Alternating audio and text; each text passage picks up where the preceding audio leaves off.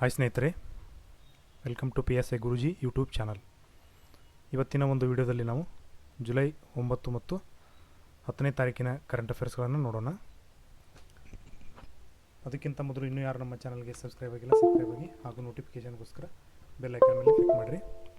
ಮತ್ತು ನಮ್ಮನ್ನು ಟೆಲಿಗ್ರಾಮ್ ಮತ್ತು ಇನ್ಸ್ಟಾಗ್ರಾಮ್ ಮತ್ತು ಟೆಲಿಗ್ರಾಮ್ನಲ್ಲಿ ನೀವು ನಮ್ಮನ್ನು ಫಾಲೋ ಮಾಡ್ಬೋದು. ಬನ್ನಿ ಮೊದಲನೇ ಪ್ರಶ್ನೆ ನೋಡೋಣ. ರಾಜಸ್ಥಾನದ ನಂತರ ಯಾವ ಭಾರತೀಯ ರಾಜ್ಯವು ನಿರ್ದಿಷ್ಟವಾಗಿ ಗಿಗ್ ವರ್ಕರ್ಸ್ಗಾಗಿ ಕಾನೂನನ್ನು ಪರಿಚಯಿಸಿದೆ ಅಂತಂದರೆ ರಾಜಸ್ಥಾನ್, ಕರ್ನಾಟಕ, ತೆಲಂಗಾಣ, ಮಹಾರಾಷ್ಟ್ರ. ಸರಿಯಾದ ಉತ್ತರ ಇಲ್ಲಿ ಕರ್ನಾಟಕ.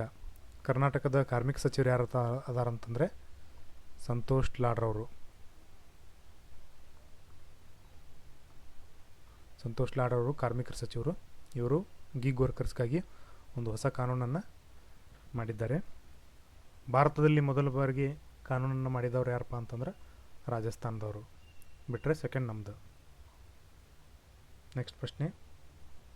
ಇತ್ತೀಚೆಗೆ ರಾಷ್ಟ್ರೀಯ ಮಕ್ಕಳ ಹಕ್ಕುಗಳ ರಕ್ಷಣಾ ಆಯೋಗ ಅಂದರೆ national commission for protection of child rights NCPCR ಅವರು ಯಾವ ರಾಜ್ಯದ ಮೈಕಾ ಅಂದರೆ ಅಬ್ರಕ ಗಣಿಗಳನ್ನು ಬಾಲಕಾರ್ಮಿಕ ಮುಕ್ತ ಎಂದು ಘೋಷಿಸಿದೆ. ಅಂದರೆ 14 ವರ್ಷಕ್ಕಿಂತ ಚಿಕ್ಕ ಮಕ್ಕಳನ್ನು ಬಾಲಕಾರ್ಮಿಕರು ಅಂತೇಳಿ ಕರಿತೀವಿ. ಅಂದರೆ ಯಾವುದಾದ್ರೂ ಇಂಡಸ್ಟ್ರಿಯಲ್ ಆಗಲಿ ಕೈಗಾರಿಕೆಗಳಲ್ಲಿ ಕೆಲಸಕ್ಕೆ ಇಟ್ಕೊಂಡ್ರೆ ಅದು ಬಾಲಕಾರ್ಮಿಕ ವಿರೋಧಿ ಆಗ್ತದೆ.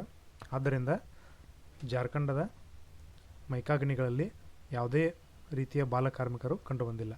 ಆದ್ದರಿಂದ ಜಾರ್ಖಂಡದ ಮೈಕಾ ಗಣಿಗಳನ್ನು ಬಾಲಕಾರ್ಮಿಕ ಮುಕ್ತ ಗಣಿಗಳು ಅಂತೇಳಿ ಘೋಷಣೆ ಮಾಡ್ಯಾರ. ನೆಕ್ಸ್ಟ್ ಪ್ರಶ್ನೆ. ಪ್ಯಾರಿಸ್ ಒಲಿಂಪಿಕ್ಸ್ 2024ರ ಉದ್ಘಾಟನಾ ಸಮಾರಂಭದಲ್ಲಿ ಭಾರತದ ಧ್ವಜಧಾರಿ ಯಾರು? PV ಸಿಂಧು, ಗಗನ್ ನಾರಂಗ್, ಶರತ್ ಕಮಲ್, A ಮತ್ತು C2. ಇಲ್ಲಿ ಸರಿಯಾದ ಉತ್ತರ A ಮತ್ತು C2. 2024ರಲ್ಲಿ ಪ್ಯಾರಿಸ್ ಒಲಿಂಪಿಕ್ ನಡೆಯುತ್ತೈತಿ. ಇದೇ ಜುಲೈ ತಿಂಗಳಲ್ಲಿ ಸ್ಟಾರ್ಟ್ ಆಗ್ತದೆ. ಇಲ್ಲಿ ನಮ್ಮ ಭಾರತದ ಪರವಾಗಿ ಧ್ವಜಧಾರಿ ಯಾರಾಗ್ತಾರಪ್ಪ ಅಂತಂದ್ರೆ PV ಸಿಂಧು ಮತ್ತು ಶರತ್ ಕಮಲ್ ರವರು ಧ್ವಜಧಾರಿಯಾಗಿ ಭಾಗವಹಿಸಲಿದ್ದಾರೆ. ಈ PV ಸಿಂಧುರವರು 2 ಬಾರಿ ಒಲಿಂಪಿಕ್ನಲ್ಲಿ ಪದಕವನ್ನು ಪಡೆದಾರ. ಯಾರು? PV ಸಿಂಧು. ಯಾವ ಆಟದಲ್ಲಿ ಅಂತಂದರೆ ಬ್ಯಾಡ್ಮಿಂಟನ್ ಆಟದಲ್ಲಿ 2 ಬಾರಿ ಒಲಿಂಪಿಕ್ ಪದಕ ವಿಜೇತರಾದಂಥ PV ಸಿಂಧು ಮತ್ತು ಅಗ್ರ ಟೇಬಲ್ ಟೆನ್ನಿಸ್ ಆಟಗಾರರಾದ ಶರತ್ ಕಮಲ್ ರವರು ಭಾರತದ ಧ್ವಜಧಾರಿಗಳಾಗಿರುತ್ತಾರೆ. ಯಾವಾಗಂತಂದರೆ ಪ್ಯಾರಿಸ್ ಒಲಿಂಪಿಕ್ಸ್ 2024. ಇದರ ಹಿಂದಿನ ಒಲಿಂಪಿಕ್ಸ್ ಎಲ್ಲಿ ನಡೆದಿತ್ತಪ್ಪ ಅಂತಂದರೆ ಜಪಾನಿನ ಟೋಕಿಯೋದಲ್ಲಿ ನಡೆದಿತ್ತು. 2020ರ ಟೋಕಿಯೋ ಒಲಿಂಪಿಕ್ ಅದು ಕೋವಿಡ್ನ ಪರಿಣಾಮದಿಂದ 2022ರಲ್ಲಿ ನಡೆದಿತ್ತು. ಇಲ್ಲಿ ನೀರಜ್ ಚೋಪ್ರಾರವರು ಜಾವೆಲಿನ್ ಎಸೆತದಲ್ಲಿ ಬಂಗಾರದ ಪದಕವನ್ನು ಗೆದ್ದುಕೊಂಡಿದ್ದರು. ಇದಾದ ನಂತರ 2024ರಲ್ಲಿ ಪ್ಯಾರಿಸ್ನಲ್ಲಿ ನಡೆಯೋದೈತಿ.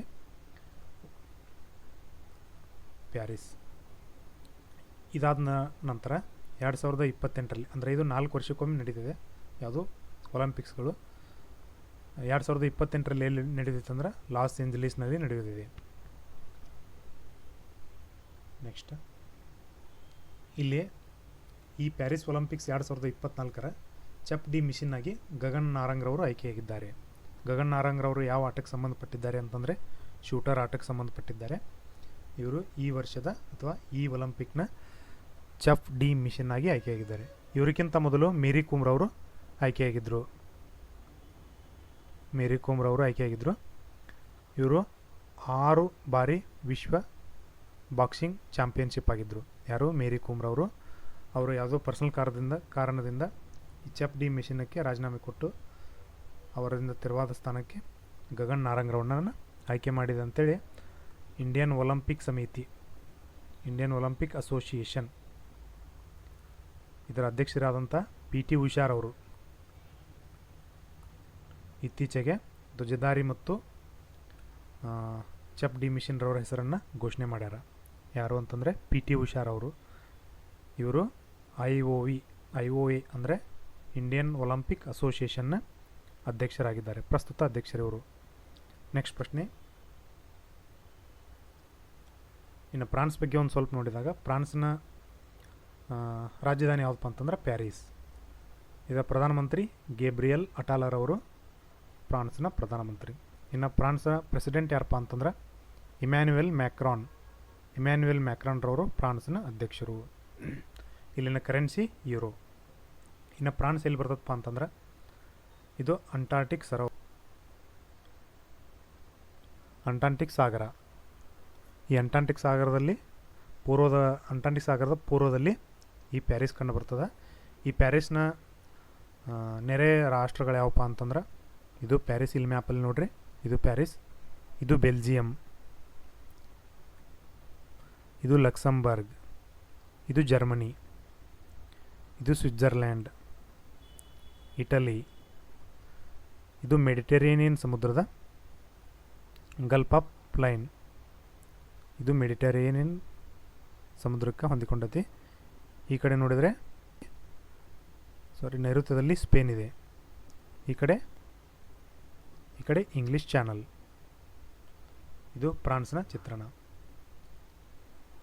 ಯುರೋಪ್ ಖಂಡದಲ್ಲಿ ಬರ್ತದೆ ಇದು. ನೆಕ್ಸ್ಟ್ ಪ್ರಶ್ನೆ, ಇತ್ತೀಚೆಗೆ ಫ್ರಾನ್ಸ್ನ ಅತ್ಯುನ್ನತ ನಾಗರಿಕ ಗೌರವವನ್ನು ಯಾರಿಗೆ ನೀಡಲಾಗಿದೆ? ರಾಹುಲ್ ಗಾಂಧಿ, ರೋಶ್ನಿ ನಾಡಾರ್ ಮೆಲೋತ್ರಾ, ಮುಖೇಶ್ ಅಂಬಾನಿ, ಅಮಿತಾಬ್ ಬಚ್ಚನ್. ಸರಿಯಾದ ಉತ್ತರ ಇಲ್ಲಿ ರೋಶ್ನಿ ನಾಡಾರ್ ಮೆಲೋತ್ರಾ. ಈ ರೋಶ್ನಿ ನಾಡಾರ್ ಮೆಲೋತ್ರಾರವರು HCL ಟೆಕ್ನಾಲಜಿಯ ಅಧ್ಯಕ್ಷರವರು. ಇವರಿಗೆ ಫ್ರಾನ್ಸ್ ದೇಶದ ಅತ್ಯುನ್ನತ ಪ್ರಶಸ್ತಿಯಾದಂಥ chevalier de la legion of the honour ಅಥವಾ knight of the legion of honour ಅಂತಕ್ಕಂಥ ಪ್ರಶಸ್ತಿಯನ್ನು ನೀಡಿ ಗೌರವಿಸಿದೆ. ಇದನ್ನು ನರೇಂದ್ರ ಮೋದಿ ಅವ್ರಿಗೂ ಕೂಡ ಕೊಡಮಾಡಲಾಗಿದೆ. 5ನೇ ಪ್ರಶ್ನೆ, ಯಾವ ಸಚಿವಾಲಯವು ಇತ್ತೀಚೆಗೆ ಪ್ರಾಜೆಕ್ಟ್ ಪರಿ ಅಂತಕ್ಕಂಥದ್ದನ್ನು ಪ್ರಾರಂಭ ಮಾಡಿದೆ? ಪ್ರಾಜೆಕ್ಟ್ ಪರಿ ಅಂತಂದರೆ ಪಬ್ಲಿಕ್ ಆರ್ಟ್ ಆಫ್ ಇಂಡಿಯಾ. ಈ ಪ್ರಾಜೆಕ್ಟನ್ನು ಪ್ರಾರಂಭ ಮಾಡಿದ ಸಚಿವಾಲಯ ಯಾವುದಂತಂದರೆ ಸಂಸ್ಕೃತಿ ಸಚಿವಾಲಯ, ಹಣಕಾಸು ಸಚಿವಾಲಯ, ಗೃಹ ಸಚಿವಾಲಯ, ಶಿಕ್ಷಣ ಸಚಿವಾಲಯ. ಇಲ್ಲಿ ಸರಿಯಾದ ಉತ್ತರ ಸಂಸ್ಕೃತಿ ಸಚಿವಾಲಯ ಪ್ರಾಜೆಕ್ಟ್ ಪರಿ ಅಂತಕ್ಕಂಥದ್ದನ್ನು ಪ್ರಾರಂಭ ಮಾಡಿದ್ದಾರೆ. ಇತ್ತೀಚೆಗೆ ಜುಲೈನ 21ನೇ ತಾರೀಕಿನಂದು 46ನೇ ವಿಶ್ವ ಪಾರಂಪರಿಕ ಸಮಿತಿಯ ಸಭೆ ನಡೆಯುತ್ತೈತಿ. ಅದರ ಅಂಗವಾಗಿ ಇದನ್ನು ಪ್ರಾರಂಭ ಮಾಡಲಾಗಿದೆ. ನೆಕ್ಸ್ಟ್ ಪ್ರಶ್ನೆ, ಇತ್ತೀಚೆಗೆ ಸುದ್ದಿಯಲ್ಲಿ ಕಂಡುಬರುವ ಗಂಡಕಿ ನದಿಯು ಗಂಡಕ್ ಆವಕಿದು ಯಾವ ನದಿಯ ಎಡದಂಡೆಯ ಉಪನದಿ ಆಗಿದೆ? ಸಿಂಧೂ ನದಿ, ಬ್ರಹ್ಮಪುತ್ರ ನದಿ, ಗೋದಾವರಿ ನದಿ, ಗಂಗಾ ನದಿ. ಸರಿಯಾದ ಉತ್ತರ ಇದು ಗಂಗಾ ನದಿ. ಗಂಗಾ ನದಿಯ ಉಪನದಿ ಎಡದಂಡೆ ಉಪನದಿ ನೋಡ್ರಿ. ಇದು ಎಡದಂಡೆ ಅಂದರೆ ಈ ಥರ ಗಂಗಾ ನದಿ ಇರುತ್ತಂದರೆ ಈ ಕಡೆ ಬಂದರೆ ಎಡದಂಡೆ, ಈ ಕಡೆ ಬಂದರೆ ಬಲದಂಡೆ ನದಿಗಳು. ಇಲ್ಲಿ ಮ್ಯಾಪಲ್ಲಿ ನೋಡ್ರಿ, ಇದು ಗಂಗಾ ನದಿ. ಗಂಗಾ ನದಿ ಹರಿದು ಎಲ್ಲಿ ಸೇರ್ತದಂದ್ರೆ ಬೇ ಆಫ್ ಬೆಂಗಾಲಲ್ಲಿ ಸೇರುತ್ತದೆ, ಬಂಗಾಳ ಕೊಲ್ಲಿಗೆ ಸೇರ್ತದೆ. ಈ ಗಂಗಾ ನದಿಗೆ ಬಾಂಗ್ಲಾದೇಶದಲ್ಲಿ ಪದ್ಮ ಅಂತೇಳಿ ಕರಿತೀವಿ. ಪದ್ಮ ಅಂತಲ್ಲಿ ಕರೆದ್ರೆ ನಮ್ಮಲ್ಲಿ ಗಂಗಾ ಅಂತ ಕರಿತೀವಿ. ಗಂಗಾ ಭಗೀರಥಿ ಮತ್ತು ಅಲಕ್ನಂದ ನದಿಯ ಸಂಗಮದಿಂದ ಗಂಗಾ ನದಿ ಹುಟ್ಕೊಂತದ. ಎಲ್ಲೆಂದ್ರೆ ಗಂಗೋತ್ರಿ ಒಳಗೆ. ಇದರ ಕೆಲವೊಂದಿಷ್ಟು ಉಪನದಿಗಳನ್ನು ನೋಡಿದರೆ ಇವು ಎಡದಂಡೆ ಉಪನದಿಗಳು. ಇವೆಲ್ಲವೂ ಕೂಡ ಎಡದಂಡೆ ಉಪನದಿಗಳು. ಅದರಲ್ಲಿ ರಾಮಗಂಗಾ, ಗೋಮತಿ, ಗಗರ್, ಗಂಡಕ್, ಕೋಶಿ, ಮಹಾನಂದ ನದಿಯು ಇವು ಲೆಫ್ಟ್ ಟ್ರಿಬ್ಯೂಟರೀಸ್. ಇನ್ನು ರೈಟ್ ಟ್ರಿಬ್ಯೂಟರೀಸ್ ನೋಡಿದರೆ ಅದರಲ್ಲಿ ಅತಿ ದೊಡ್ಡದು ಯಾವುದಪ್ಪ ಅಂತಂದ್ರೆ ಯಮುನಾ ನದಿ. ಯಮುನಾ ನದಿಯಲ್ಲಿ ಹುಡ್ತದೆ ಅಂತಂದ್ರೆ ಯಮುನೋತ್ರಿ ಗ್ಲೇಸಿಯರ್ನಲ್ಲಿ ಹುಡ್ತದೆ. ಇದರ ಉಪನದಿಗಳು ಯಾವಪ್ಪ ಅಂತಂದ್ರೆ ಯಮುನಾ ನದಿಯ ಉಪನದಿಗಳು ಯಾವುದಂತಂದರೆ ಬನಾರಸ್. ಯಮುನಾ ನದಿಯ ಉಪನದಿ ಯಾವುದಪ್ಪ ಅಂತಂದ್ರೆ ಗಂಗಾ ನದಿಯ ಉಪನದಿ ಯಮುನಾ ನದಿ. ಯಮುನಾ ನದಿಯ ಉಪನದಿಗಳು ಬನಾಸ್, ಚಂಬಲ್ ಮತ್ತು ಕಾಲಿ ಸಿಂಧ್, ಪರ್ಬತಿ, ಸಿಂಧ್, ಬೆಟ್ವಾ, ಕೇನ್ ಇವು ಯಮುನಾ ನದಿಯ ಉಪನದಿಗಳು. ಇದು ಮೇಜರ್ ನದಿ. ಆದರೆ ಇನ್ನೊಂದು ಬಲದಂಡೆ ಉಪನದಿ ಯಾವುದಪ್ಪ, ಗಂಗಾ ನದಿಯ ಬಲದಂಡೆ ಉಪನದಿ ಯಾವುದಪ್ಪ ಅಂತಂದ್ರೆ ಸೋನ್ ನದಿ, ಹುಗ್ಲಿ ನದಿ ಮತ್ತು ದಾಮೋದರ್ ನದಿ. ಇದು ಗಂಗಾ ನದಿಯ ವಾಟರ್ ಬೆಸಿನ್. ನೆಕ್ಸ್ಟ್ ಪ್ರಶ್ನೆ, ಇದು ಯಾಕೆ ಸುದ್ದಿ ಒಳಗೈತಂತಂದರೆ ಇತ್ತೀಚೆಗೆ ಬಿಹಾರ್ನಲ್ಲಿ 12 ಸೇತುವೆಗಳು ಕುಸಿದಿವೆ. 12 ಸೇತುವೆಗಳು ಕುಸಿದಾವ. ಅದರಲ್ಲಿ ಗಂಡಕ್ ನದಿಯ ಮೇಲಿರುವಂಥ ಸೇತುವೆ ಕೂಡ ಒಂದು. ಇತ್ತೀಚೆಗೆ ಅಂದರೆ ಇವತ್ತೇ ಸಾಯಂಕಾಲ 13ನೇ ಬ್ರಿಡ್ಜ್ನು ಕುಸಿದಿದೆ. ಒಟ್ಟಾರೆಯಾಗಿ 13 ಬ್ರಿಡ್ಜ್ಗಳು ಕುಸಿದಾವ ಅಂತಂದ್ರೆ ಅಲ್ಲಿ ಕಾಮಗಾರಿ ಪ್ರಾಬ್ಲಮ್ಮು ಅಥವಾ ನೈಸರ್ಗಿಕ ಪ್ರಾಬ್ಲಮ್ಮು ವಿಚಾರ ಮಾಡುವಂಥದ್ದು ಇದು. ನೆಕ್ಸ್ಟ್ ಪ್ರಶ್ನೆ, ಇತ್ತೀಚೆಗೆ ಕಂದು ಬಣ್ಣದ ಪಾಮ್ ಸಿವೆಟ್ ಕಂಡುಬಂದ ಕಾರಣ ಸುದ್ದಿಯಲ್ಲಿದ್ದಂಥ ಕೊಯ್ನಾ ವನ್ಯಜೀವಿಧಾಮ ಯಾವ ರಾಜ್ಯದಲ್ಲಿದೆ? ಅಂದರೆ ಇತ್ತೀಚೆಗೆ ಕೊಯ್ನಾ ವನ್ಯಜೀವಿಧಾಮದಲ್ಲಿ ಪಾಮ್ ಸಿವೆಟ್ ಅಂದರೆ ಕಂದು ಬಣ್ಣದ ಪಾಮ್ ಸಿವೆಟ್ ಕಂಡು ಬಂದದ. ಎಲ್ಲಿ ಅಂತಂದರೆ ಕೊಯ್ನಾ ವನ್ಯಜೀವಿಧಾಮ. ಇದು ಯಾವ ರಾಜ್ಯದಲ್ಲಿದೆ ಅಂತ ಪ್ರಶ್ನೆ. ಮಧ್ಯಪ್ರದೇಶ, ಮಹಾರಾಷ್ಟ್ರ, ಕರ್ನಾಟಕ, ಕೇರಳ. ಇಲ್ಲಿ ಸರಿಯಾದ ಉತ್ತರ ಮಹಾರಾಷ್ಟ್ರದಲ್ಲಿ ಈ ಕಂದು ಬಣ್ಣದ ಪಾಮ್ ಸಿವೆಟ್ ಅಂತಕ್ಕಂಥದ್ದು ಕಂಡು ಬಂದಿದೆ. ಇಲ್ಲೈತೆ ನೋಡ್ರಿ. ಇದು ಯಾವ ವನ್ಯಜೀವಿಧಾಮದಲ್ಲಿ ಕಂಡು ಬಂದತ್ತಂತಂದ್ರೆ ಕೊಯ್ನಾ ವನ್ಯಜೀವಿಧಾಮ. ಕೊಯ್ನಾ ವನ್ಯಜೀವಿಧಾಮ ಅಂತಕ್ಕಂಥದ್ದು ಮಹಾರಾಷ್ಟ್ರದ ಸತಾರ್ ಜಿಲ್ಲೆಯಲ್ಲಿ ಕಂಡು ಬರ್ತೈತಿ. ಇದರ ಪಕ್ಕದಲ್ಲಿ ಕೊಯ್ನಾ ಅಣೆಕಟ್ಟನ್ನು ಕಟ್ಟಲಾಗಿದೆ. ಈ ಕೊಯ್ನಾ ಅಣೆಕಟ್ಟಿನ ಹಿನ್ನೀರು ಏನಂತ ಕರೀತಾರಂತಂದ್ರೆ ಶಿವಸಾಗರ ಜಲಾಶಯ ಅಂತೇಳಿ ಕರಿತೀವಿ. ಇದರ ಪಕ್ಕದಲ್ಲಿರುವಂಥ 2 ನದಿಗಳು ಯಾವಪ್ಪ ಅಂತಂದ್ರೆ ಕಂಡತಿ ನದಿ ಮತ್ತು ಸೋಲಾಸಿ ನದಿ. ಈ ಕೊಯ್ನಾ ವನ್ಯಜೀವಿಧಾಮವನ್ನು ಘೋಷಣೆ ಮಾಡಿದ್ದು ಯಾವಾಗಂತಂದ್ರೆ 1985ರಲ್ಲಿ. ನೆಕ್ಸ್ಟ್ ಪ್ರಶ್ನೆ, ಇತ್ತೀಚೆಗೆ ಯಾವ ನಗರದಲ್ಲಿ ದಿವ್ಯ ಕಲಾಮೇಳ ಮತ್ತು ದಿವ್ಯ ಕಲಾಶಕ್ತಿ ಅಂತಕ್ಕಂಥ ಕಾರ್ಯಕ್ರಮವನ್ನು ಆಯೋಜನೆ ಮಾಡಲಾಗಿದೆ? ಭುವನೇಶ್ವರ, ಕೊಚ್ಚಿನ್, ಬೆಂಗಳೂರು, ಚೆನ್ನೈ. ಸರಿಯಾದ ಉತ್ತರ ಇಲ್ಲಿ ಭುವನೇಶ್ವರದಲ್ಲಿ, ಅಂದರೆ ಒಡಿಶಾದ ಭುವನೇಶ್ವರದಲ್ಲಿ ದಿವ್ಯ ಕಲಾಮೇಳ ಮತ್ತು ದಿವ್ಯ ಕಲಾಶಕ್ತಿ ಅಂತಕ್ಕಂಥ ಕಾರ್ಯಕ್ರಮವನ್ನು ಹಮ್ಮಿಕೊಂಡಲಾಗಾರ.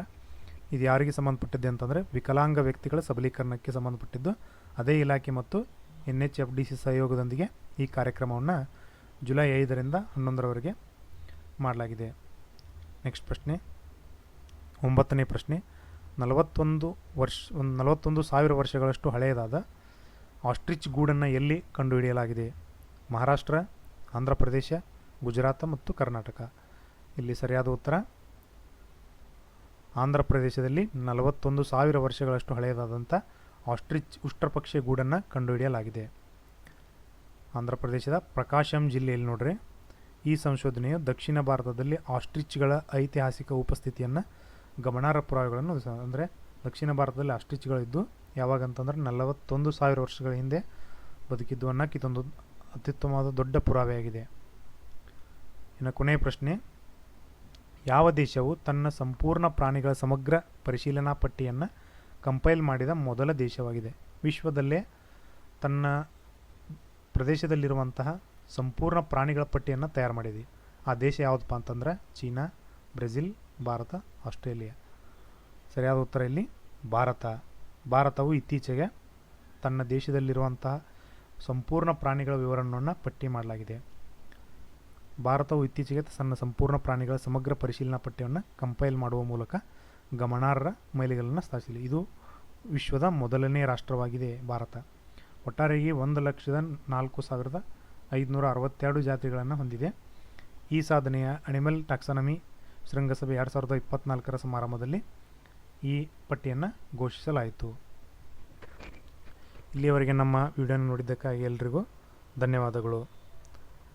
ನಮ್ಮ ವಿಡಿಯೋದ ಏನಾದರೂ ತಪ್ಪಾಗಿದ್ದರೆ ಸ್ವಲ್ಪ ಕಮೆಂಟಲ್ಲಿ ನಮಗೆ ತಿಳಿಸಿ, ಅದನ್ನು ತಿದ್ದುವಂಥ ಪ್ರಯತ್ನವನ್ನು ಮುಂದಿನ ವಿಡಿಯೋದೊಳಗಡೆ ಮಾಡ್ತೀವಿ. ಇಲ್ಲಿಯವರೆಗೆ ನಮ್ಮ ವಿಡಿಯೋನ ನೋಡಿದ್ದಕ್ಕಾಗಿ ಎಲ್ಲರಿಗೂ ಧನ್ಯವಾದಗಳು.